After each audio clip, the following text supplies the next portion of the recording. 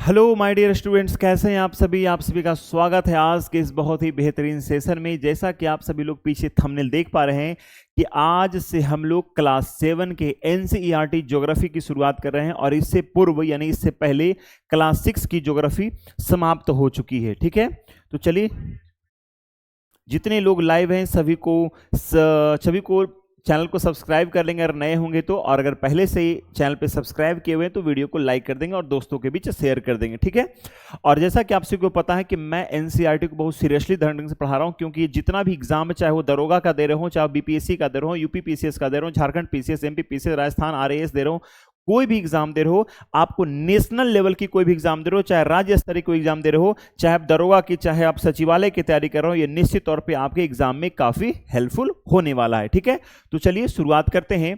जैसा कि आप सभी लोग देख रहे हैं, ये एनसीईआरटी में प्योर एनसीईआरटी क्लास 7 को मैं पढ़ा रहा हूं आपके सामने, और अभी ज्योग्राफी में क्लास 6 से लेकर क्लास 12 तक मैं पूरा ज्योग्राफी पढ़ाऊंगा। आपको पूरा ज्योग्राफी फ्री ऑफ कॉस्ट में समाप्त करके दूंगा। और ये पर्यावरण है, यानी आपको जो लोग सीटीईटी का भी तैयारी करते हैं, जो लोग एसटीईटी का भी तैयारी करते हैं, ये क्लास उनके लिए भी इंपॉर्टेंट होने वाला है। इसी को बोलते हैं ईवीएस, इन्वायरमेंट। ठीक है, चलिए शुरुआत करते हैं हम लोग आज के इस सेशन को। ठीक है, क्लास 7 में कितने चैप्टर हैं? तो क्लास 7 में देखिए कुल मिलाकर 9 चैप्टर हैं, और क्लास 6 में हम लोग 8 चैप्टर का अध्ययन किए थे। ठीक है, यहां पर पहला चैप्टर हम लोग का नाम क्या है? उसका नाम है पर्यावरण। क्या नाम है उसका? नाम है मेरे प्यारे दोस्तों पर्यावरण। सभी लोग वीडियो को लाइक कर देना ताकि मैं देख लूं सब कुछ क्लियर ओके दिख रहा है ना। चलिए शुरुआत करते हैं। आइए पर्यावरण की शुरुआत करते हैं। ये आपका क्लास 7 का बुक है, तो याद रखना क्लास 6 के बुक में मुझसे गलती हुई थी खरीदने में। आप जब भी बुक खरीदना तो कंटेंट्स आपको जरूर देखना। ठीक है, ये कंटेंट्स आप जरूर देखिएगा। कहाँ गया कंटेंट्स, है ना? ये विषय सूची जरूर आप देखना। यहाँ पे देखना कि क्लास 7 में 9 चैप्टर है कि नहीं है। क्लास 6 में मेरे से खुद से गलती हुई थी, 8 चैप्टर था और मुझे सिर्फ 5 चैप्टर या 6 चैप्टर वाला मुझे एनसीईआरटी में खरीद लिया, और मैं उसको थोड़ा सा रंगीन कर दिया था, जिसके कारण मैं वापस नहीं करवा पाया। ठीक है, तो मार्केट में बहुत सारी किताबें चल रही है, थोड़ी सी कुछ कम बेसी वाली, तो उसको थोड़ा ध्यान में रखकर खरीदिएगा। ठीक है, चलिए आइए हम लोग पढ़ने वाले हैं, आज पर्यावरण पढ़ रहे हैं। ठीक है, आइए पर्यावरण में क्या पढ़ेंगे? कहते हैं सबसे पहले जरा समझते हैं मूल तत्व जो आपको एनसीईआरटी में कॉर्नर में देता है, वो बहुत ज्यादा इंपॉर्टेंट होता है, उसको ध्यान में रखिएगा। कहता है पर्यावरण हमारे जीवन का मूल आधार होता है। पर्यावरण हमारे जीवन का मूल आधार है। यह हमें सांस लेने के लिए हवा, पानी के लिए जल, और खाने के लिए भोजन, और रहने के लिए भूमि प्रदान करता है। कहता है क्या कि पर्यावरण क्या करता है? पर्यावरण तो हमें सांस लेने के लिए हवा यानी ऑक्सीजन देता है, पीने के लिए हमें जल प्रदान करता है, और खाने के लिए भोजन हमें प्रदान करता है, और रहने के लिए आवास कहां? तो भूमि पर आवास देता है। मानव इस प्राकृतिक पर्यावरण में कैसे परिवर्तन करता है, यानी प्रश्न कर रहा है कि मानव जो मनुष्य है वो पर्यावरण में कैसे छेड़छाड़ करता है। आइए हम बात करते हैं। कहता है कार का धुआं वायु को प्रदूषित करता है। जो मानव है वो बहुत ही सेल्फिश है। मानव क्या? बहुत सेल्फिश है। वो सिर्फ अपने जीवन के बारे में सोचता है, और वो भूल जाता है कि पर्यावरण के बिना मानव जीवन संभव नहीं है। अगर जीव जंतु पशु ये पारितंत्र के हिस्सा हैं, और अगर वो नहीं रहेंगे तब हमारा जीवन भी संभव नहीं है। इसलिए हमें पर्यावरण को बचाना पड़ेगा, तभी हम स्वयं को बचा सकते हैं। पानी को पात्र में एकत्रित किया जाता है, भोजन को बर्तन में परोसा जाता है, और भूमि पर कारखानों का निर्माण होता है, जिसके कारण क्या है? पर्यावरण में प्रदूषण फैलता है। देखिए पहले के लोग जो थे वो पत्तल पे खाना खाते थे। आज भी साउथ इंडिया में जाओगे तो बहुत से बड़े बड़े घरों में भी पत्तल पे खाना खाया जाता है, केला के पत्ते पे, है ना? तो वो खाना कहाँ बनता है? तो वो तो आराम से प्रकृति से हमें प्राप्त हो जाता है। लेकिन हम बर्तन को बनाने के लिए, हमें कारें बनाने के लिए, बड़ी बड़ी मशीनें बनाने के लिए हम फैक्ट्री का निर्माण करते हैं, वहां से धुआं प्रोड्यूस होता है, जिसके कारण पर्यावरण को नुकसान होता है। ठीक है, मानव कार, मिल, कारखाने एवं बर्तनों का निर्माण करता है। इस प्रकार से मानव प्राकृतिक पर्यावरण में परिवर्तन करता है। तो मानव क्या करता है? प्राकृतिक पर्यावरण में परिवर्तन करता है। कैसे परिवर्तन कर रहा है? जब हम कोई चीज को बनाते हैं तो पर्यावरण पहले शुद्ध होती है, लेकिन जब कारें चल रही है तो क्या होता है कि कार्बन डाइऑक्साइड की मात्रा बढ़ जाती है, बहुत सारी अन्य गैसें हमारे पर्यावरण में आ जाते हैं, जिसके कारण ये होता है कि हमें सांस लेने में दिक्कत होने लगती है और प्रदूषण की समस्या आ जाती है। अभी देख रहे होंगे ठंड के समय में अभी दिल्ली में सबसे अधिक प्रदूषण हो जाता है, वहां पे ऑड इवन की तरह की कारें चलाना प्रारंभ होता है कि आपका कार का नंबर ऑड है तो मंडे को चलेगा, है ना, इवन है तो ट्यूसडे को चलेगा, इस प्रकार से चलता है। ठीक है, तो कारण क्या है प्रदूषण का? तो प्रदूषण का एक और एकमात्र कारण माना जाएगा क्या? तो पर्यावरण को दूषित करना। और उसके लिए जिम्मेदार कौन है? तो सिर्फ और सिर्फ मनुष्य जिम्मेदार है, उसमें और कोई इसमें जिम्मेदार प्राणी नहीं है। ठीक है, आइए, ये पर्यावरण के घटक हैं। क्या है? पर्यावरण के घटक। तो ऐसे तो पर्यावरण के घटक दो माने जाते हैं, एक प्राकृतिक और दूसरा मानवीय, लेकिन आपके एनसीईआरटी में तीन बातें दिया है, प्राकृतिक, मानव और मानव निर्मित। ठीक है, कि एक तो प्रकृति है, तो पर्यावरण के प्राकृतिक घटक कौन होंगे? तो पर्यावरण के प्राकृतिक घटक हो गए जलमंडल, वायुमंडल, स्थल मंडल और जैव मंडल।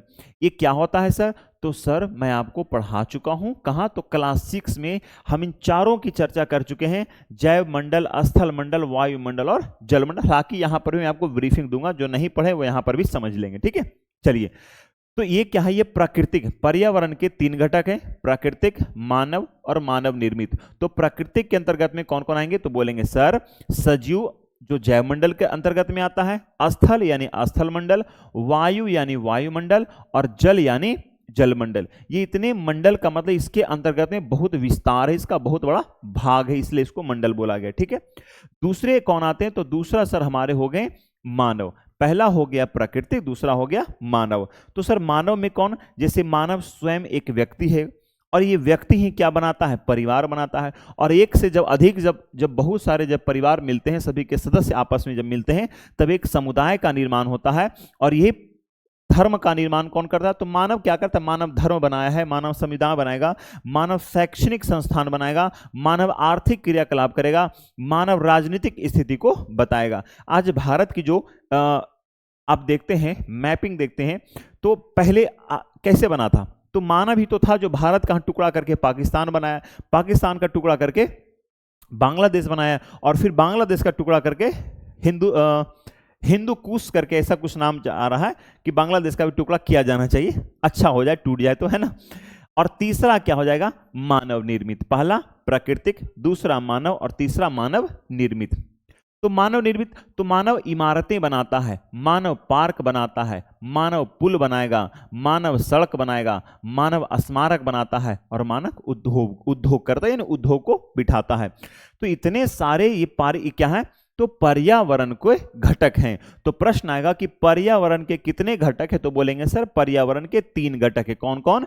प्राकृतिक, एग्जाम में से प्रश्न आता है, घुरा फिरा पूछेगा, बस खाली दिमाग में रखो, कॉन्सेप्ट को दिमाग में रखो, आंसर अपने आप मिलेगा। ठीक है, पर्यावरण के तीन घटक हैं। कौन कौन? प्राकृतिक घटक हो गया, मानव घटक हो गया, और मानव निर्मित घटक, यानी तीन घटक। प्रकृति में कौन हो गए? तो बोलेंगे सर जल, वायु और थल यानी स्थल, और चौथा सजीव यानी जैव मंडल। और मानव में क्या हो जाएगा? मानव के द्वारा जितना हो गया, मानव जो भी है, मानव खुद एक हो गया, परिवार हो गया, समुदाय हो गया। और मानव निर्मित क्या क्या बनाता है? तो पार्क है, सड़क है, जो भी है, जो कुछ मानव बना रहा है वो सभी के सभी क्या हो जाएंगे? तो मानव निर्मित में आते हैं। तो ये पर्यावरण के घटक थे। आइए आगे बढ़ते हैं, सभी लोग नोट्स करते चलेंगे, सभी लोग ध्यान से पढ़ते चलेंगे। ठीक है, आगे देखिए, समझते हैं। कहता है ऊपर के वार्तालाप से आप समझ गए होंगे कि किसी भी जीवित प्राणी के चारों ओर पाए जाने वाले लोग, स्थान, वस्तुएं एवं प्रकृति को पर्यावरण कहते हैं। क्या बोला? इन्होंने बोला कि सर आप इतना देर पढ़े हैं तो आप समझ चुके होंगे, क्या समझ चुके होंगे? कि किसी भी जीवित प्राणी के चारों ओर पाए जाने वाले लोग, स्थान, वस्तु एवं प्रकृति को पर्यावरण कहते हैं। क्या बोला? कि आप समझ चुके होंगे कि किसी भी जीवित प्राणी के चारों ओर पाए जाने वाले लोग, क्या क्या बोल रहा है? पाए जाने वाले लोग, है ना, स्थान, है ना, क्या बात हो रहा है? लोग हैं, स्थान है, वस्तु है और प्रकृति को क्या बोलेंगे? पर्यावरण कहते हैं। क्लियर हो गया कि पर्यावरण किसे कहेंगे? तो बोलेंगे किसी भी जीवित प्राणी के चारों ओर लोग रह रहे हैं, वस्तुएं हैं, प्रकृति है और आपको स्थान है, इन सबको मिश्रण को क्या बोलेंगे? पर्यावरण कहते हैं। ठीक है, आगे बढ़ते हैं।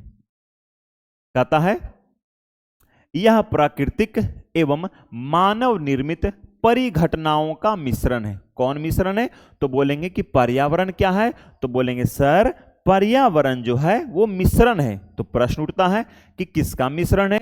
तो बोलेंगे पर्यावरण प्राकृतिक पर्यावरण प्राकृतिक एवं मानव निर्मित परिघटनाओं का मिश्रण है। क्या है? तो बोलेंगे सर पर्यावरण क्या है? तो प्राकृतिक एवं मानव निर्मित परिघटनाओं का, यानी घटना के चारों तरफ जो घटना घटित हो रही है, घटनाओं परिघटना का मिश्रण है। कितना खूबसूरत लाइन के देख रहे, कितना बढ़िया से सटीक एकदम एग्जांपल है। मैं तो इसको डेफिनेशन कर दिया। वीडियो को लाइक करते चलना आप लोग, ठीक है? अच्छा लग रहा हो तो ठीक है, देखिएगा। कहता है क्या, ध्यान से समझिएगा कि पर्यावरण क्या है? तो बोलेंगे सर प्राकृतिक और मानव निर्मित परिघटनाओं का मिश्रण ही पर्यावरण कहलाता है। एक ये हो गया। दूसरा, किसी भी जीवित प्राणी के चारों ओर लोग रह रहे हैं, स्थान है, वस्तु है, प्रकृति है, पर्यावरण कहलाता है। यहां तक सभी को क्लियर हो गया? ध्यान से समझिएगा। प्राकृतिक पर्यावरण में पृथ्वी पर पाई जाने वाली जीवीय या अजीवीय दोनों परिस्थितियां सम्मिलित होती है। दोनों परिस्थितियां प्राकृतिक, हाँ, दोनों परिस्थितियां सम्मिलित होती है। ध्यान दीजिएगा। कहता है प्राकृतिक पर्यावरण में कितना? तो कहता है प्राकृतिक पर्यावरण, अभी हमने पढ़ा था, घटक में पढ़ा था, प्राकृतिक पर्यावरण, मानव पर्यावरण और मानव निर्मित। ठीक है, तो यहां पर क्या हो गया? कहता है क्या? प्राकृतिक पर्यावरण में पृथ्वी पर पाई जाने वाली जीवीय यानी जो जीवित है, अजीवीय यानी जो मृत है, जो जिंदा नहीं है, उनकी बात हो रही है। ठीक है, पर्यावरण क्या है? तो चाहे वो जीवीय हो या अजीवीय हो, दोनों परिस्थितियां सम्मिलित होती है। तो प्रकृति में दोनों है, जीवित भी है और निर्जीव भी है। आइए थोड़ा समझते हैं इसको, बढ़िया से विस्तार बनाते हैं। कहते हैं क्या, जरा देखिएगा। सर जीवीय क्या होता है? तो बोलेंगे कि सजीव प्राणियों का संसार जीवीय कहलाता है। जैसे क्या क्या? जैसे पादप हो गए, मनुष्य हो गए, जंतु, पादप एवं जंतु। हम लोग सभी लोग क्या बोलते हैं कि human is a social animal, man is a social animal, है ना? यानी मनुष्य क्या है?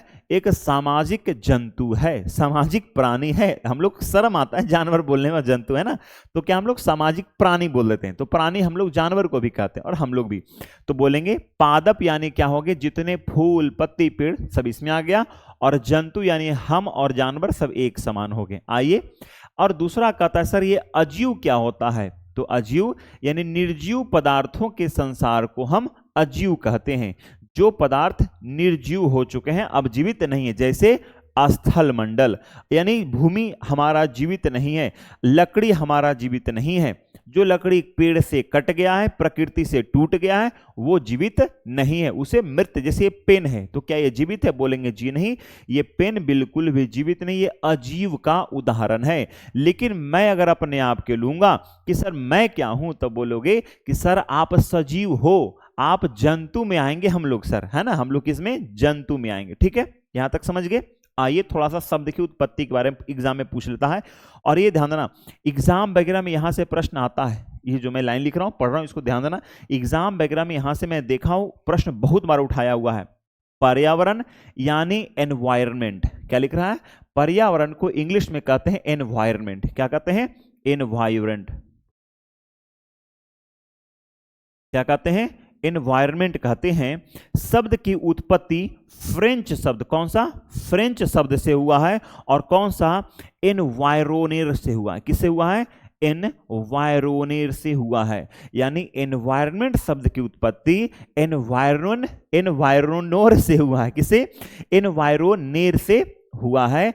या फिर बोलेंगे एनवायरोनेर, एनवायरोनेर और एक एनवायरोनेर, दोनों में अंतर। नेर यानी दो बार ना आ रहा है ना?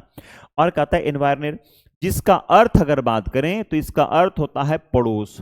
पूछेगा कि एनवायरमेंट शब्द की उत्पत्ति फ्रेंच शब्द से हुई है, जिसका अर्थ निम्न में से क्या होता है? तो बोलेंगे जिसका अर्थ निम्न में से पड़ोस होता है। क्या बोलेंगे? नेबर। क्या बोलेंगे? नेबर यानी पड़ोस होता है। क्या होता है? पड़ोस। समझ में आ गया कि पर्यावरण को इंग्लिश में एनवायरनमेंट कहते हैं और एनवायरनमेंट शब्द की उत्पत्ति फ्रेंच शब्द एनवायरनेर से हुआ है, जिसका अर्थ पड़ोस यानी नेबर होता है। क्या होता है जिसका अर्थ? बोलेंगे सर जिसका अर्थ अगर बात करें तो नेबर होता है, NEIGHBOUR। कहीं कहीं पे आपको BOR भी मिलेगा, तो समझ जाना यहां पर अमेरिकन इंग्लिश और ब्रिटिश इंग्लिश का थोड़ा सा अंतर चलता है। ठीक है, समझ में आ गया एनवायरनमेंट? इसको दिमाग में बैठ गया? अच्छे से कॉपी में आप लोग नोट करते चलिएगा। ठीक है, आगे बढ़िए। कहता है प्राकृतिक पर्यावरण के बारे में हम लोग पढ़ते हैं अब थोड़ा कि प्राकृतिक पर्यावरण क्या होता है। चलिए जरा समझते हैं। कहता है भूमि, जल, वायु, पेड़ पौधे एवं जीव जंतु मिलकर प्राकृतिक पर्यावरण बनाते हैं। कौन कौन? कहेंगे सर भूमि, जल, वायु, पेड़ पौधे एवं जीव जंतु मिलकर प्राकृतिक पर्यावरण बनाते हैं। सभी लोग वीडियो को लाइक करना, थोड़ा अच्छा लगे तो वीडियो थोड़ा शेयर कर दो, अपने स्टेटस में लगा लो। क्या क्या मैंने बोला कि सर भूमि जहां पर हम लोग खड़ा हैं, जल जो हम लोग पीते हैं, वायु जो हम लोग सांस लेते हैं, अड़ोस पड़ोस सांस हम लोग पेड़ पौधा से लेते हैं वो, और जीव जंतु, ये सभी मिलकर प्राकृतिक पर्यावरण बनाते हैं। क्या बनाते हैं? प्राकृतिक पर्यावरण बनाते हैं। यानी सीधा सीधी समझो कि जिसमें प्राकृतिक सम्मिलित है। तो प्रकृति क्या है? तो जीव जंतु प्राकृतिक है, पेड़ पौधा प्राकृतिक है, भूमि, जल, वायु सभी के सभी प्राकृतिक है, और ये क्या कहलाता है? प्राकृतिक पर्यावरण कहलाता है। याद रखिएगा। आगे कहता है स्थल मंडल, जल मंडल, वायुमंडल एवं जैव मंडल से आप पहले से ही परिचित होंगे। यानी क्लास 6 में हम लोग पढ़ चुके हैं। स्थल मंडल, जल मंडल, वायुमंडल और जैव मंडल क्लास 6 में पढ़ चुके हैं, और कह रहा है कि आप पढ़ चुके हैं। मुझे लगता है कि आप क्लास 6 पढ़कर आए होंगे, लेकिन फिर भी मैं रिवीजन कराऊंगा, क्योंकि आपको भूलने की, क्योंकि विद्यार्थी जीवन ऐसा होता है, आज रात पढ़े सुबह सफा हो जाता है, तो बार बार रिवीजन करने की जरूरत है। आइए अब हम इनके संबंध में कुछ और तथ्यों की जानकारी प्राप्त करते हैं। कहता है पृथ्वी की ठोस परपट्टी, ध्यान देना, पृथ्वी की ठोस परपट्टी या कठोर ऊपरी परत, पृथ्वी का ठोस परपट्टी जो ऊपरी भाग है, पृथ्वी का जो ऊपरी के भाग है उसकी बात हो रही है, को स्थल मंडल कहते हैं। किसको कहते हैं? तो कहते हैं क्या कि सर पृथ्वी की ठोस परपट्टी या कठोर ऊपरी परत को स्थल मंडल कहते हैं। तीन बात को याद रखना है कि पृथ्वी की ठोस परपट्टी या पृथ्वी के ऊपरी परत को हम स्थल मंडल कहते हैं। अगर कोई पूछ दे कि स्थल मंडल किसे कहते हैं, तो क्लियर हो जाएगा कि जिस पर हम खड़ा हैं वो क्या है? हमारा स्थल मंडल कहलाता है। और भी हम लोग विस्तार से स्थल मंडल पढ़ेंगे। जैसे जैसे हम लोग क्लास लेवल ऊपर जाएंगे, हम लोग विस्तार से पढ़ते जाएंगे कि स्थल मंडल क्या है, कितनी गहराई तक होती है, सब कुछ पढ़ेंगे। ठीक है, अभी आप सिर्फ क्लास 7 के लिए समझ के पढ़िए, और ये एग्जाम में पूछ लेता है। हम लोग MCQ भी बनाएंगे, इसका समझ में आएगा। ठीक है, कहता है क्या? यह चट्टानों एवं खनिजों से बना होता है। कौन? ध्यान देना, स्थल मंडल क्या? तो सर बात ऐसी है कि स्थल मंडल चट्टान किसे?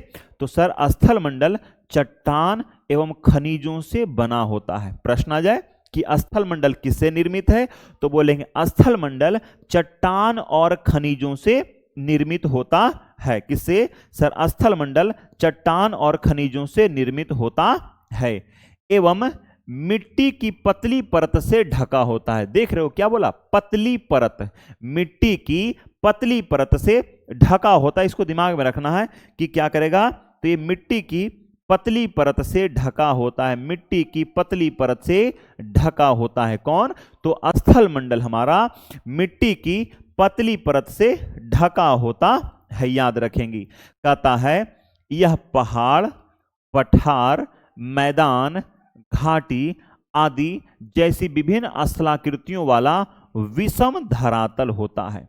यानी इसकी भूमि प्योर समतल नहीं होती है, ये उबड़ खाबड़ है। कैसा उबड़ खाबड़ है? तो कहीं पर पठार मिलता है सर, तो कहीं पर मैदान मिलता है सर, तो कहीं घाटी मिलते तो कहीं पर मैदान मिलता है, कहीं पूरा समतल है तो कहीं पठार है तो कहीं पर्वत है कहीं पहाड़ है। तो इसकी स्थलाकृति कैसी है? तो बोलेंगे इसकी स्थलाकृति बिल्कुल विषम है। क्या बोलेंगे? स्थलाकृति कैसा है? तो बोलेंगे सर इसकी स्थलाकृति बिल्कुल विषम है, यानी एक जैसा समान नहीं है बल्कि कैसा है? विषम है। आगे ध्यान दीजिएगा, कहता है क्या? स्थलाकृतियां महाद्वीपों के अलावा महासागर की सतह पर भी पाई जाती है। बहुत इंपॉर्टेंट बात है। प्रश्न उठता है कि क्या स्थलाकृतियां सिर्फ महाद्वीपों पर पाई जाती है या महासागरों में भी? तो बोलेंगे कि स्थलाकृतियां महाद्वीपों के साथ साथ महासागरों पर भी पाई जाती है। तो प्रश्न आ जाएगा, बहुत अच्छा बात है, कि स्थलाकृतियां कहां पाई जाती है? तो बोलेंगे स्थलाकृतियां महाद्वीप के अलावा महासागर की सतह पर भी पाई जाती है। यानी स्थलाकृति कहां पाई जाती है? तो महाद्वीप के अलावा महासागर में भी पाई जाती है, जो काफी महत्वपूर्ण ये बात है। इसको याद रखने वाली बात क्या क्या है? हमने बता दिया कि स्थलमंडल क्या है। तो पृथ्वी के ऊपरी परत को स्थलमंडल कहते हैं, ठीक है। ये चट्टान और खनिज से निर्मित है स्थलमंडल, और मिट्टी की पतली परत से स्थलमंडल ढका हुआ है। पतली का मतलब ये वाला पतली नहीं, वो 100 किलोमीटर पतला होता है, ठीक है। आगे कहता है इसकी स्थलाकृतियां कैसी है? तो विषम यानी एक समान नहीं है, अलग अलग आकार के। कोई मैदान पूरी समतल है, कोई घाटी है, कोई पठार है, कोई पर्वत है ना। स्थलाकृतियां महाद्वीप और महासागर की सतह में पाई जाती है, यानी महाद्वीप में तो होते हैं, उसके अलावा महासागरों में भी स्थलाकृतियां पाई जाती है, ठीक है। आइए थोड़ा सा और ये वाला बुक आप लोग लेकर रखो, ठीक है। जिसको मैं बोलता हूं एटलीस्ट उसको आप लोग अंडरलाइन करते चलो, ठीक है। देखिए आगे बात करते हैं, ठीक है।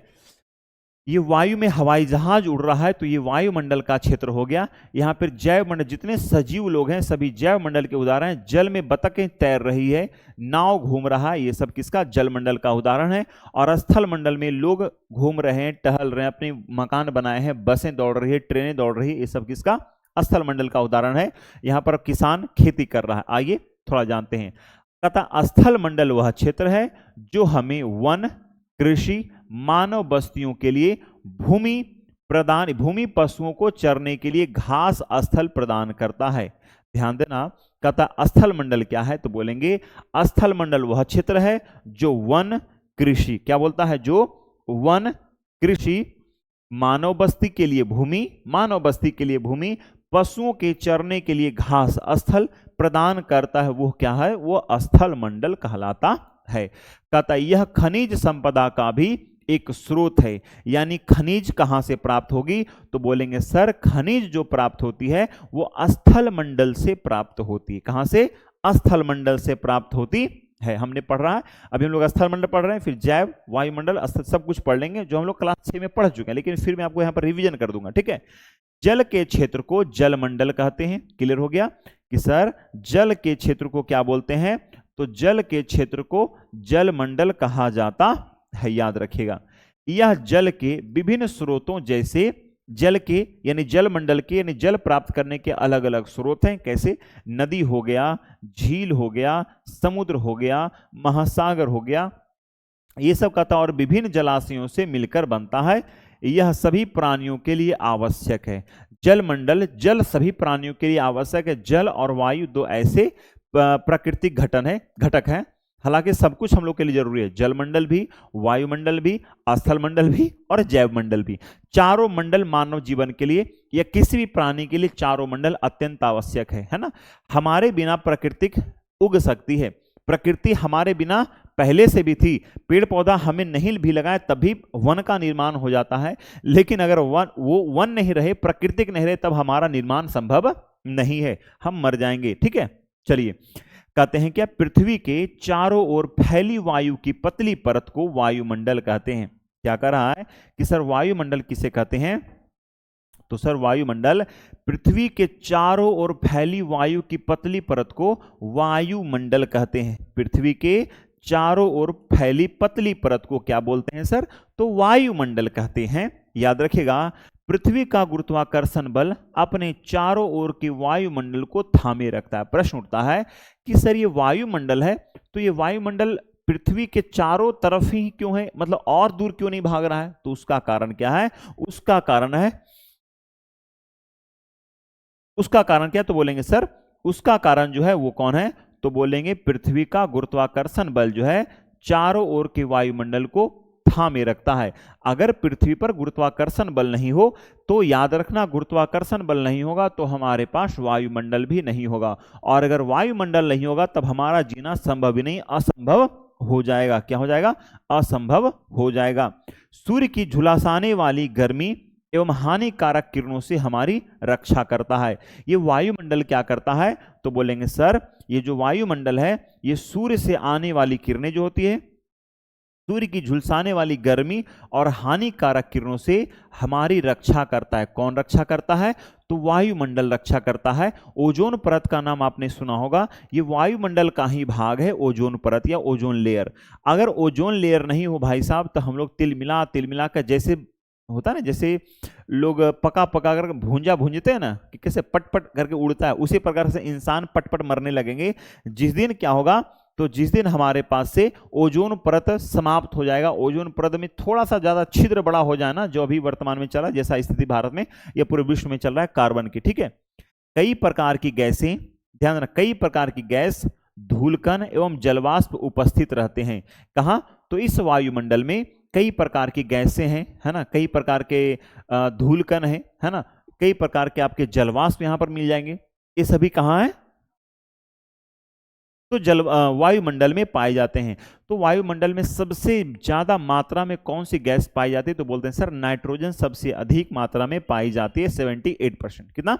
नाइट्रोजन सबसे अधिक मात्रा में पाई जाती है 78%, और ऑक्सीजन की मात्रा 20.9 है, यानी मान के चलो 21%। कितना? 21% जो है किसका योगदान है? तो ऑक्सीजन का योगदान 21% है, और सबसे अधिक नाइट्रोजन का योगदान है 78%। ठीक है, हम पढ़ चुके हैं, क्लास 6 में हम लोग पढ़ाए हैं। ठीक है, वायुमंडल में परिवर्तन होने से मौसम एवं जलवायु में परिवर्तन होता है। अगर वायुमंडल गर्म रहेगा तो ठंडी के दिन में भी आपको गर्मी का एहसास होता है। जैसे क्या है ना, सूर्य की किरणें, जब मान लो ये चिकनी परत है ना, सबसे अधिक परावर्तित किरणें कहां से होती है? तो सबसे अधिक परावर्तित किरणें महासागर से होती है, यहां से नहीं हो पाएगी, क्योंकि यहां पर रूखी सूखी कहीं पर्वत है, कहीं पठार है, तो किरणें यहाँ पर, मान लो ये चिकनी परत है तो यहाँ पर सूर्य की रोशनी आएगी, और जितनी रफ्तार से आती है ये किरणें अधिकांश किरणों को परावर्तित कर देती है, क्योंकि इसकी सतह चिकनी होती है। लेकिन जो रूखेदार सतह होते हैं, तो यहाँ पर मान लो ये रूखेदार सतह है ना, ऐसे है, आया तो कुछ को ये अवशोषित कर लेगा, क्योंकि रूखी है ना किरणें, उबड़ खाबड़ किरणें, तो कुछ को अवशोषित कर लेगा, कुछ को बाहर कम फेंक पाता है। लेकिन जब यहां से जब किरणें परावर्तित होती है, और क्योंकि मनुष्य इतना अधिक कार्बन कर दिया है कि वहां पे कार्बन CO2 इतना खतरनाक गैस है कि अपने से बाहर किरणों को अवशोषित कर लेता है, गर्मी को अवशोषित कर लेता है, बाहर नहीं फेंक पाता है। तो क्या करता है, उसके कारण गर्मी का जो है स्तर धीरे धीरे बढ़ता जाता है, और क्योंकि कार्बन की मात्रा, जितना वायुमंडल में अधिक कार्बन की मात्रा बढ़ेगी, मानव जीवन के लिए उतना अधिक हानिकारक होता है। ये मैं नहीं, ये आपको हम पढ़ेंगे, पढ़े लिखे लोग जब होते हैं ये बात करते हैं। ठीक है, याद रखिएगा। तो क्या बोलेंगे कि सर वायुमंडल में परिवर्तन का कारण क्या है? तो बोलेंगे सर वायुमंडल में परिवर्तन का कारण, देखिए वायुमंडल में परिवर्तन होने से मौसम एवं जलवायु में परिवर्तन होता है। यानी प्रश्न कोई पूछे कि मौसम में परिवर्तन नहीं लग रहा, ठंडा में भी गर्मी का एहसास हो रहा है, कोई खास ठंडा नहीं, इसका मतलब वायुमंडल में परिवर्तन हो रहा है, तभी हम लोग के जीवन में परिवर्तन आ रहा है। मौसम और जलवायु दोनों परिवर्तन होता है। मौसम क्या है? तो हालांकि मौसम जलवायु को हमने विस्तार से क्लास 6 में पढ़ा है, फिर भी मैं आपको बताता हूं, मौसम एक छोटी यूनिट है और जलवायु इसका एक बड़ा स्वरूप है। मौसम हर पल, हर क्षण, हर सेकंड बदलता है, जबकि जलवायु हर पल, हर सेकंड नहीं बदलता। जलवायु एक लंबे समय के लिए अंतराल में बदलता है, अगर बदलना होगा तो लगभग 20 से 30 साल के अंतराल में बदलता है। ठीक है, याद रखना। लेकिन अगर वायुमंडल में परिवर्तन होगा तो निश्चित तौर पे मौसम जलवायु में भी परिवर्तन होगा। कहते हैं पादप एवं जीव जंतु मिलकर जैव मंडल या सजीव संसार का निर्माण करते हैं। प्रश्न उठता है कि सर पादप का निर्माण कैसे होता है, सजीव मंडल का निर्माण कैसे होता है? तो कहते हैं क्या कि पादप जो होते हैं, पादप एवं जीव जंतु मिलकर जैव मंडल या सजीव संसार का निर्माण करते हैं। किसका? तो जैव मंडल या सजीव संसार का निर्माण करते हैं। कौन करते हैं? तो पादप और जीव जंतु आपस में मिल जाएंगे तो हम लोग आगे पे, है ना, देखो यहीं पर देखते हैं, देखिए यहां पर आपको देखने को मिल जाएगा कि यहीं पर आपको देखिए बतख वगैरह हैं, है ना, ये जैव मंडल का उदाहरण, यहाँ पर लोग रह रहे हैं, यहाँ पर पहाड़ है, सब कुछ है। तो प्रकृति के साथ जो सामंजस्य जब मनुष्य बैठा लेता है और जब उसके साथ घुल मिल कर आता है पादप और जीव जंतु दोनों, यानी पेड़ पौधे भी रहेंगे और जीव जंतु भी जब रहेंगे, उसे कहेंगे सजीव या जैव मंडल या सजीव मंडल कहते हैं। ठीक है, कहते हैं यह पृथ्वी का वह संकीर्ण क्षेत्र है जहां स्थल, जल, वायु मिलकर जीवन को संभव बनाते हैं। यानी संकीर्ण का मतलब मिला हुआ भाग है। देखिए कैसे इसको समझने की जरा कोशिश करें, मैं इसको समझाता हूं। संकीर्ण का मतलब ये मत समझना कि वो छोटा भाग है, ठीक है। ये मतलब आप लोग जैसे मान लो, आप लोग जैसे मान लो ये कोई गोला है, इसको समझाता हूं, आप लोग को ज्यादा समझ में इस माध्यम से आएगा, ठीक है। अगर आप लोग रीजनिंग पढ़ते होंगे तो ये समझ में आएगा, ठीक है। ये हो गया,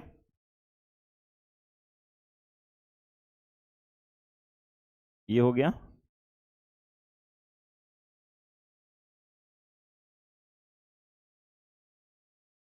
आइए अब यहां पर अगर पूछ लें कि इसका संकीर्ण भाग कौन होगा, तो बोलेंगे सर ये वाला जो हिस्सा है ये संकीर्ण है। कैसे? क्योंकि यहां पर तीनों आ रहा है। कौन कौन आ रहा है यहां पर देखने, यानी 1, 2 और 3, यानी ये हिस्सा जो है इतना दूर, इसमें तीनों के भाग आ रहे हैं। यानी यहां पर जैव मंडल उसी को कहेंगे जहां पर, ध्यान देना, जहां स्थल मंडल भी है, जल मंडल भी है और वायुमंडल, तीनों मंडल मिलकर संजीव या सजीव या जैव मंडल का निर्माण करते हैं। ये देखिए, ये हमारा इतना दूर हमारा स्थल मंडल का भाग है, ठीक है। ये हमारा क्या है, तो ये हमारा जो है हमारा वायुमंडल का भाग है, ठीक है। ये क्या है, तो जल मंडल का भाग है। देखो ये क्या है, आपको यहां से यहां जल मंडल का भाग है, तो यहां से यहां स्थल मंडल का भाग है, और ये पूरा का पूरा क्या है, तो आपको वायुमंडल का भाग है। तो जैव मंडल में सभी आ गए ना, पेड़ पौधा, प्रकृति, मानव, जीव जंतु सभी आ गए, इसलिए क्या बोलेंगे, ये जैव मंडल का उदाहरण है। आप लोग ये वाला समझ लिए ना, बस काफी है, ठीक है।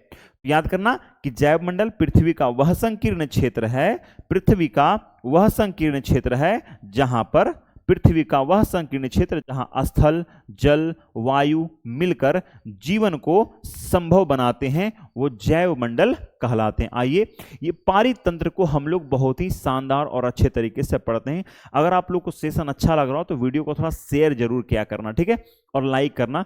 बस ये हम लोग अब समाप्ति की ओर चल रहे हैं, आगे बढ़िएगा। चलिए देखते हैं, इसको जरा समझिए। बहुत खूबसूरत यहां पर पिक्चर है। एनसीईआरटी की तस्वीरें कुछ कहती है, ध्यान देना, एनसीईआरटी की तस्वीरें कुछ कहती है, और ये क्या कहती है आपको समझना पड़ेगा बहुत ही बारीकी ढंग से, ठीक है। ऐसे देखो, आपको पिक्चर में क्या समझ में आ रहा है, नहीं, थोड़ा सा कॉर्नर वाला पढ़ेंगे और फिर इसको समझेंगे तो ज्यादा समझ में आएगा। आइए, कहते हैं कुछ शब्दावली को पढ़ते हैं जिसका नाम है पारितंत्र। क्या बोलते हैं इसे? पारितंत्र। कहता है वह तंत्र जिसमें समस्त जीवधारी आपस में, ध्यान देना, कहता है वह तंत्र जिसमें समस्त जीवधारी, जितने जीव हैं, समस्त यानी टोटल जीवधारी आपस में एक दूसरे के साथ तथा पर्यावरण के उन भौतिक एवं रासायनिक कारकों के साथ परस्पर क्रिया करते हैं जिसमें वे निवास करते हैं। यह सब ऊर्जा और पदार्थ के स्थानांतरण द्वारा संबद्ध यानी जुड़ा हुआ है। अब ये लाइन पढ़ने वाला सिर्फ पढ़कर छोड़ देगा, ठीक है। अब मैं आपको इसको समझाता हूं, बहुत गहरी बात यहां पर कह रही है और इसी फिगर को यहां पर दर्शा रहा है। फिगर किताब वाला ऐसे ही पागल, वहां बड़ा बड़ा प्रोफेसर लोग रहता है, जहां तक पहुंचने के लिए लोग को, मतलब उम्र कितना का जन्म समाप्त होता है प्रोफेसर वगैरह बनने के लिए, है ना, यूजीसी नेट वगैरह पास करना पड़ता है तब जाकर बनता है, ठीक है। आगे देखिए, इसको ध्यान से, फिगर को हम समझते हैं, इसको थोड़ा सा आप लोग ध्यान दीजिए, समझ में आ जाएगा। ये देख रहे हैं, ये क्या है आपको, ये पर्वत है और पर्वत से जलप्रपात गिर रहा है, यानी जल गिर रहा है। क्या है ये जल का उदाहरण है, ध्यान देना। और ये जल जो क्या कर रहा है, ध्यान देना, ये जल गिर रहा है और जल इस तरह से फैला हुआ है, क्या तालाब है, ये ताल या तहत तालाब की कह सकते हैं, ठीक है। ये ताल है, आप लोग सुने होंगे नैनीताल वगैरह नाम सुने होंगे ना, तालों में ताल, नैनीताल, ये क्या है, ताल है, यानी कह सकते हो पानी का तंत्र है, ठीक है। ये पानी हो गया। अब ये जो पानी है, इस पानी में देख रहे होंगे कि इस पानी में एक जो है, एक जीव है ना, जिसका नाम है बगुला। क्या नाम है, सॉरी, ये क्या बतख है ना, ये बतख या हंस होगा, ठीक है। चलिए देख लीजिए, ये एक जीव है जो पानी में तैर रहा है, और इसी के बगल में एक यहाँ पर फूल भी है। क्या है, यहां पर बगल में क्या है, आपको फूल भी दिख रहा होगा। आपने देखा जीव भी है और आपने देखा फूल भी है। अब यहां पर हम लोग एक चीज और को देखेंगे कि सर हमने जीव को देख लिया, जल को देख लिया, फूल को देख लिया, यहाँ पर घास है और घास के बगल में क्या देख रहे हैं कि सर घास के बगल में यहाँ पर हिरन पानी पी रही है। हिरन क्या कर रही है? पानी पी रही है। ये हिरन घास चर रही है और ये हिरन ये जो गाय है, बैल है, ये गाय है, गौ माता जो है वो क्या करे? पानी पी रही है। ये गौ माता चर रही है। या फिर ध्यान दीजिएगा, अब इसको समझते हैं बढ़िया से। मैंने आपको इंडिकेट कर दिया कि आखिर ये है क्या। अब इसको समझते हैं। जब देखिए, जल जो है, जल बत्तख में, जल जो है, जल में क्या, जल के अंदर में जल का निर्माण कैसे होता है? H2O से, है ना। जल जो है क्या बनता है? H2O मिलकर क्या बनता है? जल। यानी जल में हाइड्रोजन के साथ में ऑक्सीजन का भी मिश्रण है। यानी ये जो बतख है जब पैर हाथ चलाएगी तो जल में ऑक्सीजन की मात्रा बढ़ेगी, वहां पर जीव जंतु, छोटे छोटे जो जीव जंतु, उनका निर्माण होगा, जैसे मछली वगैरह का निर्माण होगा, और ये उसी मछली को मारकर खाएंगे। और फिर क्या करेंगे? ध्यान देना, इस मछली को मारकर ये खा जाएगा। यानी इसका पेट भर गया, मछली उत्पन्न हुई, मछली से ये बन गया, ये घास को खाएगी, फूल को खाएगी। ऐसा तो खाती नहीं, ये जीव जंतु छोटे मोटे कीड़े मकोड़े को खाते हैं। ये पारितंत्र का उदाहरण है। यानी ये जल जब निकल रहा है तो जल से सभी की पूर्ति हो रही है। और यही बात यहां पर कर रहा है क्या, कि तंत्र में जिसमें समस्त जीवधारी आपस में एक दूसरे के साथ पर्यावरण के भौतिक और रासायनिक, तो ये भौतिक और रासायनिक सम्मिलन है। जल जो है ये एक रासायनिक क्रिया हो जाएगा प्रकृति का, है ना। पेड़ पौधा भौतिक क्रिया हो जाएगा जो अपने आप उग रहा है और उसमें रासायनिक परिवर्तन हो रहा है। तो ये क्या है? रासायनिक परिवर्तन का कारण है। ये गौ माता जो है ये गोबर देगी, गोबर फिर बहुत सारा जब गोबर होता है तो सड़ता है, और सड़ने के बाद जब हम उसे खेतों में देंगे तब वो खाद का काम करता है। जो यूरिया डीएपी चलाते हैं उससे ज्यादा भयानक उपज पैदा करने में सक्षम है गौ माता की गोबर। ठीक है। गौमूत्र की अगर बात करें तो यहां भी आजकल मेडिकल साइंस में गौमूत्र का प्रयोग मेडिकल साइंस में इस्तेमाल किया जाने लगा है। यानी पारितंत्र इतना मजबूत है कि सभी लोग एक दूसरे के लिए अति आवश्यक होते जा रहे हैं। ये हिरन, अब बोलेगे सर यहां पर हिरन क्या है? तो अगर मान लिया जाए छोटे मोटे जैसे कीड़ा मकोड़ा है, उसको ये बगुला खा जाएगी, बगला को कोई और पक्षी खा जाएगा या कोई और जानवर खा जाएगा, उसको कोई और जानवर खाएगा। हिरन है तो शेर खा जाएगा, शेर को कोई और खा जाएगा, है ना। तो ये क्या है? एक पारितंत्र का हिस्सा बना हुआ है कि कौन किसे खाएगा और कौन किसको खाना चाहिए। ठीक है। तो ये पारितंत्र का हिस्सा है और एक दूसरे से सभी लोग संबद्ध है। यानी एक दूसरे से सभी लोग क्या है? जुड़े हुए हैं। यानी पानी अगर नहीं रहता, अगर पानी को हटा दो तो यहां पर जितने लोग हैं सभी यहां से हट जाएंगे। पानी को सिर्फ हटा देने से ये जितने हैं सभी के सभी रंग बिरंगा और सभी बेरंग हो जाएंगे, पेड़ पौधे सूख जाएंगे। ये गौ माता है, ये आपको हिरन है, ये बतख है, ये सभी के सभी गायब हो जाएंगे, सभी के सभी मृत समान हो जाएंगे और हम लोग भी मर जाएंगे। तो इसलिए बोला गया पानी जो जल मंडल है वो बहुत ही अति आवश्यक है। कहता है प्रत्येक वर्ष 5 जून को विश्व पर्यावरण दिवस मनाया जाता है। बहुत बार एग्जाम में आता है ये प्रश्न, ध्यान देना। जब कभी अगर आपको एग्जाम अगस्त, जून, जुलाई, अगस्त, सितंबर में रहे एग्जाम 3 महीना में, तो याद रखना, इसको याद करके रखना कि 5 जून को विश्व पर्यावरण दिवस मनाया जाता है। कितना? विश्व, ये मत समझना कि इसको आपको करंट अफेयर से पूछना, नहीं, एनसीईआरटी से पूछा हुआ प्रश्न है कि 5 जून को विश्व पर्यावरण दिवस मनाया जाता है। ठीक है। आइए, तो ये क्या था? पारितंत्र का हिस्सा है। पारितंत्र में सभी लोग एक दूसरे से संबद्ध होते हैं। कौन है? सभी लोग का तात्पर्य यहां पर जितने समस्त प्राणी हैं, समस्त प्राणी एक दूसरे से संबंधित होते हैं। यहां पर मनुष्य को भी देना चाहिए था। ठीक है। आगे देखिए कहता है कि मानवीय पर्यावरण, मानवीय पर्यावरण अभी तक हमने पढ़ा था कि सर पर्यावरण के 3 घटक हमने पढ़ा था। कितना? कि पर्यावरण के 3 घटक हैं। पहला प्राकृतिक घटक है, हमने प्रकृति के बारे में बढ़िया से पढ़ लिया। फिर हम लोग पढ़ रहे हैं मानव घटक के बारे में। किसके बारे में? मानवीय पर्यावरण या मानवीय घटक के बारे में। कहता है मानव अपने पर्यावरण के साथ पारस्परिक क्रिया करता है। ध्यान देना, मानव अपने पर्यावरण के साथ पारस्परिक क्रिया करता है। ठीक है। और उसमें अपनी आवश्यकता के अनुसार परिवर्तन करता है। जैसे पेड़ कहाँ लगाना है, पेड़ कितना लगाना है ना, किस प्रकार के वृक्ष लगाने हैं, ये मनुष्य, पर्यावरण तो निर्माण है लेकिन मनुष्य डिसाइड करता है कि कौन से पेड़ वृक्ष, कौन से वृक्ष, किस प्रकार के वृक्ष कहां पर लगाए जाने चाहिए। तो ये कहता है कि पारस्परिक क्रिया करता है मनुष्य और उसमें अपनी आवश्यकता के अनुसार परिवर्तन करता है। उसे लगता है कि हमें नीम का पेड़ लगाना चाहिए तो नीम का पेड़ लगता है। ठीक है। आगे देखिए, प्रारंभिक मानव ने स्वयं को प्रकृति के अनुसार बना लिया था।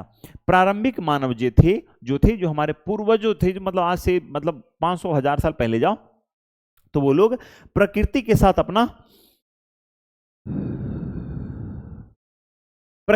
साथ अपना सामंजस्य स्थापित कर ली। तो आज से 100 साल नहीं, 50 साल पहले भी जाओ ना, 30 साल 50 साल पहले जाओ, तो वहां के लोग भी सामंजस्य स्थापित कर चुके थे। लेकिन आज के जो लोग हैं वो प्रकृति को अंधाधुंध, पेड़ों की कटाई हो रही है, अंधाधुंध मतलब वृक्षों को, मनुष्यों को, मनुष्य नहीं, जानवरों को देख रहे, बहुत सारे पक्षी, बहुत सारे जानवर अब धीरे धीरे लुप्त होते जा रहे हैं। एक वक्त आएगा जब सभी प्राणी लुप्त हो जाएंगे, तब फिर मनुष्यों को लुप्त होने की बारी आएगी। आप जो इतने बड़े बड़े महामारी वगैरह देखते हो, किसका देन है? मानवों का देन है, प्राकृतिक देन बिल्कुल नहीं, ये मानवीय प्रक्रिया है। ठीक है, मानव पर्यावरण के साथ छेड़छाड़ जब जब करता रहेगा, तब तब उसे बड़ी बड़ी समस्याओं का, आपदाओं का सामना उसे करना पड़ेगा। कहता उनका जीवन सरल था एवं आसपास की प्रकृतिक से उनकी आवश्यकताएं पूरी हो जाती थी। देखिए, पहले मानव जीवन बड़ा सरल था, आराम से जाते थे, मस्त खेती में काम करते थे और फिर मस्त खाना पकाकर खाते थे और सो जाते थे। लेकिन मानव बहुत लालची प्राणी है, मानव जो है बिल्कुल लालची प्राणी है। वो धीरे धीरे आगे बढ़ा, वो कहने लगा कि पैदल जाने में बड़ा दूर लगता, कुछ वैसा साधन होता तो हम लोग जल्दी से जल्दी सफर और यात्रा कर सकते थे। तब उसने बैलगाड़ी की इजाद किया, उसके बाद फिर घोड़ा गाड़ी आया, उसके बाद फिर साइकिल गाड़ी आया, और उसके बाद फिर मोटरसाइकिल आया, फिर कारें आई, फिर एरोप्लेन आया, हेलीकॉप्टर आया, अंतरिक्ष में अब कह रहे हैं लोग कि मैं चंद्रमा और मंगल पर जाकर बसूंगा, है ना। तो ये प्रक्रिया मानव के लालची होने की प्रक्रिया है। क्या है? मानव के लालची होने की प्रक्रिया है। और ये विकास नहीं, बल्कि मानव धीरे धीरे विनाश की ओर प्रगति कर रहा है। किसकी ओर? प्रगति तो कर रहा है, लेकिन किसी ओर? विनाश की ओर प्रगति कर रहा है। क्योंकि जब पर्यावरण ही नहीं रहेगा बचा हमारा, तो हम क्या बच पाएंगे? तो प्रकृति को बचाना हमारे लिए अत्यंत आवश्यक है। इसलिए आप लोग सुनेंगे कि COP29 का इस बार सम्मेलन हुआ था उज्बेकिस्तान में। कहां हुआ था? सॉरी, हाँ, कजाकिस्तान में हुआ था। ठीक है, तो यहां पर जो है ना, COP29 का सम्मेलन क्यों हुआ था? क्योंकि कहना है सभी देशों का कि सभी देश कार्बन उत्सर्जन को कम करिए, यानी कार्बन की जो उत्सर्जन हो रही है, जो लोग यूज कर रहे हैं कार्बन का, कोयला का इस्तेमाल जो हो रहा है खासतौर बिजली उत्पादन में, तो कम करिए। चलिए, समय के साथ कई प्रकार की आवश्यकताएं बढ़ी। मानव ने पर्यावरण के उपयोग और उसमें परिवर्तन करने के कई तरीके सीख लिए। उसके फसल उगाना, पशुपालन, अस्थाई जीवन जीना सीख लिया। तो मानव जो है फसल उगाने के लिए यूरिया, डीएपी, है ना, इस तरह की, मैं 2 ही नाम जानता हूं, यूरिया, डीएपी वगैरह का इस्तेमाल चालू कर दिया। आजकल आप लोग सुनते होंगे, जो देखिए, जो तबेला वगैरह से दूध लोग पीते हैं कि मैं सामने से दूध निकाल कर पी रहा हूं, भाई साहब, वो और डेंजर होते जा रहा है। क्योंकि पता है, मैंने अपने देखा है कि अपने, पता नहीं कहां मैं देखा हूं, अड़ोस पड़ोस में लोग इंजेक्शन मारते हैं गौ माता को और भैंस को, और वहां से दूध उत्पादन और अधिक तेजी होता है। यानी वो दूध पूरी तरह से फर्टिलाइजेशन के माध्यम से नहीं, बल्कि केमिकल के माध्यम से उत्पादित किया जा रहा है। जो गौ माता या भैंस जो है वो 2 लीटर दूध कर सकती थी, वो सीधे 5 लीटर दूध करने लगती है। जो गौ माता 10 लीटर 20 लीटर सुबह शाम दूध करती थी, वो अब 40 लीटर करना प्रारंभ कर रही है। तो ध्यान देना, ये, हाँ, कुछ गायें ऐसी ओरिजिनल होती है जिसका शुरुआत से ही दूध जो है 20 किलो 40 किलो इस तरह से दूध देती है। बहुत सारी गायें हैं जिसका प्राकृतिक नेचर ऐसा है, उसको इंजेक्शन लगाने की जरूरत नहीं, बस उसको खान पर बढ़िया बढ़िया खिलाओ, है ना। जैसे कैसे आप ताकतवर होना तो छुआड़ा, काजू, किशमिश, बादाम, पिस्ता रगड़ के खाओ, है ना, दलिया वगैरह, तो ये ताकतवर बनते हैं। उसी प्रकार से गायों के भी अगर आप अच्छा से खान पान करेंगे तो उसकी प्राकृतिक दुग्ध पालन होगा, दुग्ध उत्पादन होगा, और आप उसे अच्छी कीमत पर बेचिए, है ना, कि शुद्ध है भाई साहब, कोई मिलावट नहीं है, कोई इंजेक्टेड नहीं है, कोई रासायनिक प्रक्रिया के माध्यम से नहीं है। तो आजकल मनुष्य जो है फसल उगाने के लिए रासायनिक प्रक्रिया का प्रयोग कर रहा है, पशुपालन में रासायनिक प्रक्रिया कर रहा है, और अस्थायी जीवन जीने के लिए तो हद ही पार कर दिया है ये लोगों ने। इतने नदी से बालू चुराए हैं सभी लोगों ने कि अब, और सरकार एक तरफ कहती है कि सभी के घर पक्के होने चाहिए, दूसरी तरफ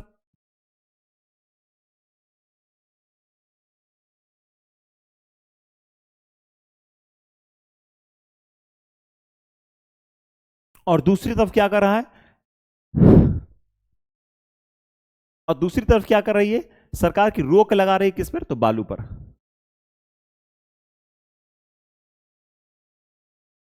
देखिए, पहिए का आविष्कार हुआ, आवश्यकता से अधिक अन्न उपजाया गया, वस्तु विनिमय पद्धति का विकास हुआ, व्यापार आरंभ हुआ, और वाणिज्य का विकास हुआ, औद्योगिक क्रांति से बड़े पैमाने पर उत्पादन प्रारंभ हो गया, परिवहन तेज गति से प्रारंभ हुआ, सूचना क्रांति से पूरे विश्व में संचार सहज और द्रुत हो गया। द्रुत का मतलब स्पीड हो गया, ठीक है। अब इसको समझते कहता है कि मनुष्य तो आविष्कार किया पहिया का, और पहिए के आविष्कार से आवश्यकता से अधिक अन्न उपजाना शुरू हो गया। अनाज, बहुत सारे अनाज उपजाने शुरू हो गए, मतलब किसके माध्यम से, तो केमिकल फर्टिलाइजेशन के माध्यम से अलग अलग अनाज बहुत अधिक उत्पादन होना शुरू हो गया। और वस्तु विनिमय पद्धति का विकास हुआ, यानी हमें कोई सामान आपको बेचना है तो पैसा तो चलता नहीं था शुरुआत में, सिक्का वगैरह तो था नहीं। मैं 1 किलो गेहूं दे रहा हूं, आप मुझे बदले में 1 केजी चावल दे दो या आधा केजी, मतलब जिसका जितना इंपॉर्टेंस है उसके हिसाब से चलता था, ठीक है। तो सर ये वस्तु विनिमय पद्धति क्या होती है, आइए समझते हैं। कहता यह वस्तुओं की अदला बदली का व्यापार है जिसमें धन का प्रयोग नहीं होता है। पहले में मैं भी इसका उपयोग किया हूं। जब मैं छोटा बच्चा था तो आइसक्रीम वाले आते थे, और आइसक्रीम वाला ही था, आइसक्रीम वाला जब वो आता था तो हम लोग क्या करते थे कि घर से, मतलब पहले चलता था 25 पैसा, है ना, 20 पैसा जब चलता था तो पैसे वगैरह नहीं होते थे, तब क्या करते थे कि 2 आलू जाते थे, 2 आलू 3 आलू भाई साहब को दे, भाई साहब लो और मुझे भी एक बर्फ दो, यानी आइसक्रीम में मांगता था। तो इसे बोलते थे वस्तु विनिमय पद्धति या वस्तु विनिमय प्रणाली। मैंने आलू दिया और आलू के बदले उसने मुझे आइसक्रीम दिया। पहले आइसक्रीम ही, गुपचुप वगैरह पहले कहाँ उतना बनता था, ठीक है। आइए बात करते हैं। अब ये जो हमने पढ़ा है ना, तो इसी का क्या है आपको यहाँ पर सार आपको समझना है, इसी के बारे में हम लोग को इसका एग्जाम जो आपने पढ़ा है इस प्रश्न का उत्तर दीजिएगा आप लोग कमेंट में, ठीक है। कहता है ये एनसीईआरटी का दिया हुआ क्वेश्चन है, हम लोग फिर बाद में इसका और भी जो भी बड़े बड़े एग्जाम्स होते हैं वहां से अगर एनसीईआरटी से प्रश्न आ रहे तो हम लोग उसको भी कवर करेंगे, ठीक है। कहते हैं इनमें से कौन सा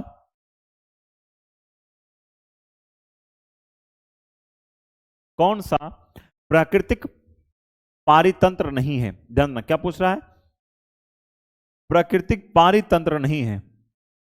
मरुस्थल, ताल और वन, यानी वैसे चीजें जो स्वयं बन चुकी है ना। प्राकृतिक पारितंत्र नहीं है, यानी स्वयं से निर्माण नहीं हुआ बल्कि उसे मानवों ने बनाया है, ठीक है। तो क्या मरुस्थल मानव बनाता है, क्या मरुस्थल मानव बनाता है, क्या ताल मानव बनाता है, क्या वन मानव बनाता है। तो बोलेंगे सर प्राकृतिक पारितंत्र का उदाहरण वन हो सकता है, लेकिन नहीं पूछ रहा है कि पारितंत्र नहीं है, तो बोलेंगे सर ताल यानी तालाब होगा। तो तालाब जो होता है मनुष्य बना सकता है, तालाब तो मनुष्य बना सकता है, वहां पर वृक्ष लगा सकता है, वहां पर इस तरह से कर, तो यहां पर ये आंसर होगा, ठीक है।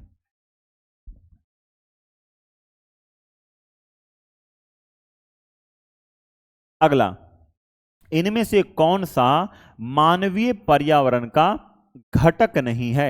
मानवीय पर्यावरण का घटक नहीं है, स्थल, धर्म और समुदाय। कहता घटक है नहीं, पहले बताओ मानवीय पर्यावरण के घटक कौन है, तो बोलेंगे सर मानवीय पर्यावरण के घटक हैं व्यक्ति, परिवार, समुदाय, धर्म, राजनीति। ये सब क्या है, मानवीय पर्यावरण के घटक हैं।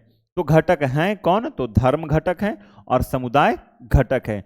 तो क्या नहीं होगा, तो स्थल मंडल क्या होगा, इसका नहीं है, बल्कि पारितंत्र का उदाहरण है। किसका, प्राकृतिक पारितंत्र का उदाहरण कौन हो जाएगा, स्थल हो जाएगा, यानी स्थल मंडल का भाग है, ठीक है। क्वेश्चन नंबर अगला 3, इनमें से कौन सा मानव निर्मित पर्यावरण है। पर्यावरण तो है लेकिन कैसा, प्राकृतिक नहीं, मानव निर्मित पर्यावरण है। पहाड़ मानव निर्मित है, पहाड़ प्राकृतिक निर्मित है, समुद्र प्राकृतिक निर्मित है, और पूछ रहा है मानव निर्मित, तो बोलेंगे सड़कों को मानवों ने बनाया है। सड़क को किसने, मानव ने बनाया है। क्वेश्चन नंबर 4, इनमें से कौन सा पर्यावरण के लिए खतरा है।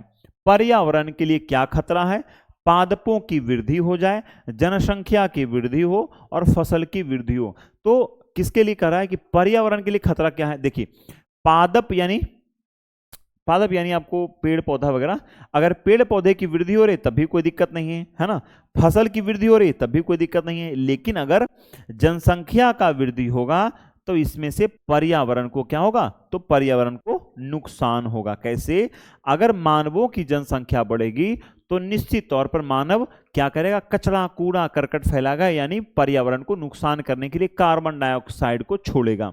जब वो कार्बन डाइऑक्साइड को छोड़ेगा तब क्या होगा, तब ये कार्बन डाइऑक्साइड वायुमंडल में प्रवेश करेगा और हमें अधिक से अधिक ऊर्जा को क्या करेगा, बढ़ाएगा, जिसके कारण क्या होगा, हमें अधिक गर्मी और तपन महसूस होगी और हम गर्मी के दिन में अधिक गर्मी और ठंडी के दिन में अधिक ठंडी का एहसास करेंगे। ठीक है, निम्नलिखित कथनों को क्या कहता है, स्तंभों को मिलाकर सही जोड़ा बनाइए, यानी इनमें से मिलान करने के लिए कह रहा है।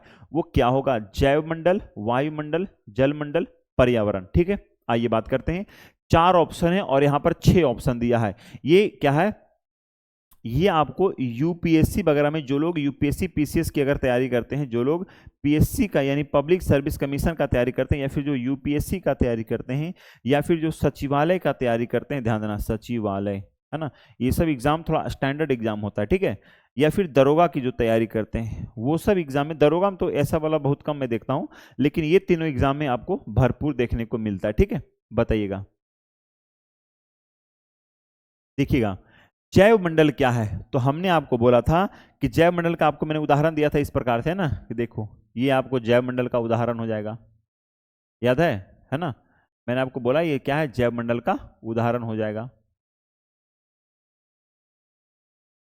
ये क्या है आपको, तो जैव मंडल का उदाहरण है। कौन सा हिस्सा, ये वाला हिस्सा जैव मंडल का उदाहरण है, क्योंकि इसमें तीनों आ जाते हैं, जलमंडल, वायुमंडल और स्थल मंडल। ठीक है, तो बोलेंगे पृथ्वी को घेरने वाली वायु के चादर को वायुमंडल कहते हैं, है ना, जलीय क्षेत्र को जलमंडल कहते हैं, पृथ्वी का गुरुत्वाकर्षण बल इसमें कोई काम का नहीं है, हमारे आसपास के क्षेत्र, वह संकीर्ण क्षेत्र जहां, कहता वह संकीर्ण क्षेत्र जहां स्थल, जल, वायु पारस्परिक क्रिया करते हैं, तो क्या हो जाएगा, जैव मंडल, यानी पहला का उत्तर हो जाएगा 4 नंबर।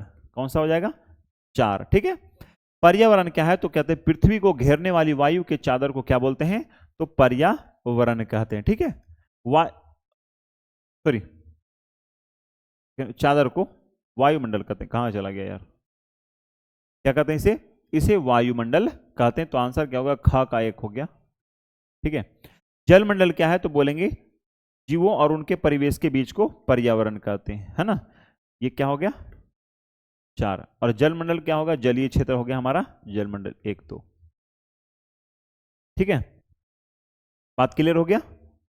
चलिए क्या लिखो, 6 1 2 4, 6 1 2, 6 कैसे होगा, है ना, जीवों और उनके परिवेश के बीच के संबंध को पर्यावरण कहेंगे। ठीक है, संकीर्ण क्षेत्र मैंने आपको पढ़ाया था जैव मंडल में, आपको अभी देखो जैव मंडल मैंने आपको पढ़ाया था, संकीर्ण क्षेत्र आपको एग्जाम्पल मैंने दिया था, देखो क्या लिखा हुआ है, हूबहू लिखा होगा कहीं पर, पृथ्वी के चारों ओर फैली वायु की परत को वायुमंडल कहते हैं। ठीक है, देखना यहीं पर कहीं होगा, हाँ देखिए, पादप जीव जंतु मिलकर जैव मंडल निर्माण करते हैं, यानी पादप जीव जंतु मिलकर किसका, तो जैव मंडल का निर्माण करते हैं। ठीक है, पादप जीव जंतु मिलकर किसका निर्माण करेंगे, तो जैव मंडल का निर्माण करते हैं।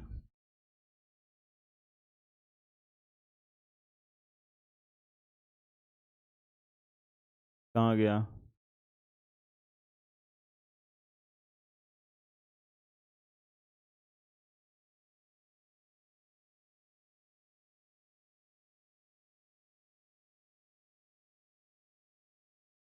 देखिए वह पृथ्वी का वह संकीर्ण क्षेत्र जहां स्थल, जल, वायु मिलकर जीवन को संभव बनाते हैं, वो जैव मंडल कहलाते हैं। तो क्या होगा, 4 नंबर होगा। ठीक है, 6 नंबर नहीं होगा। चलिए, जीवों और उनके परिवेश के बीच को क्या कहते हैं, तो पर्यावरण कहते हैं। ठीक है, तो बोलिए यहां तक कोई दिक्कत है, ये हर एग्जाम के लिए हालांकि इंपॉर्टेंट है, जो सीटेट का तैयारी करते हैं, स्टेट का तैयारी करते हैं, उनके लिए खास और इंपॉर्टेंट हो जाता है। ठीक है, चलिए, ये सेशन आप लोगों को कैसा लगा, आप लोग बताइएगा। अगर अच्छा लगा है तो बाद में कमेंट करके लिखिएगा, है ना, नाइस सेशन, है ना। और अगर अच्छा ना लगे तो मुझे बता सकते हैं कि और क्या इसमें कमी थी जो इसे दूर करने के लिए मैं कर सकता हूँ। ठीक है, ओके, सभी को थैंक यू, सभी को धन्यवाद। टेक केयर, स्वस्थ रहिए, खुश रहते रहिए, मुस्कुराते रहिए, खुद का ध्यान रखें, अपने माता पिता का ध्यान रखें, स्वस्थ रहें, अपने अपने पढ़ाई में खूब सारा व्यस्त रहें। ठीक है, चलिए, रात्रि पाठशाला मिलते हैं 9:30 बजे। सभी को धन्यवाद। और कल हम लोग मिलते हैं चैप्टर नंबर 2 के साथ। ठीक है, तो अगला चैप्टर हम लोग का क्या होने वाला है? तो बोलेंगे सर ये आज हम लोग का पर्यावरण हो गया है और अगला क्लास हम लोग का जो होगा उसका नाम क्या है? तो उसका नाम है हमारे पृथ्वी के अंदर, यानी पृथ्वी के अंदर। आज कल हम लोग अगले क्लास में पृथ्वी के अंदर हम लोग झांक कर देखने वाले हैं कि आखिर पृथ्वी में क्या क्या होने वाली, क्या क्या घटना घटित होती है। ठीक है, चलिए सभी को थैंक यू।